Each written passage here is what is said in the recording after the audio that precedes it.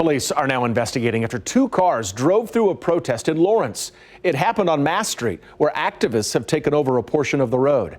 They're protesting a banner that was placed nearby that many are calling racist.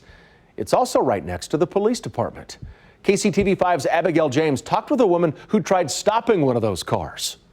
Well, protesters have occupied this portion of the street since Saturday. It sits right alongside where that banner was found. Two cars tried to drive through this area today. One woman who is right there talked to us about what happened.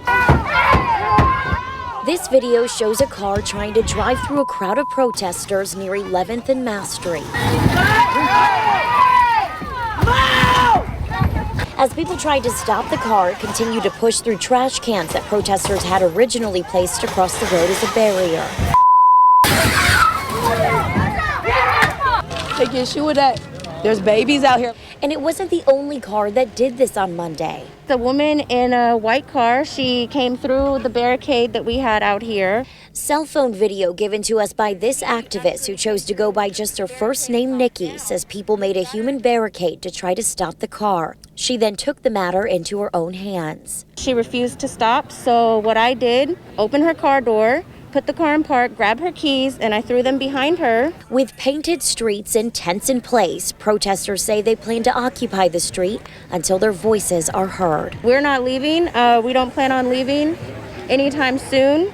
Well, at first, police asked that protesters move out of the road and into a safer location. Since then, the chief of police has said that they'll allow the group to remain here in the street. The city has placed these barricades right here. That way they can provide a barrier between traffic and businesses and the protesters. Abigail James, KCTV5 News.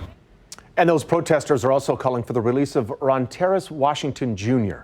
He was charged in a 2014 murder. The first trial last October ended in a hung jury. The second trial is scheduled for later this year.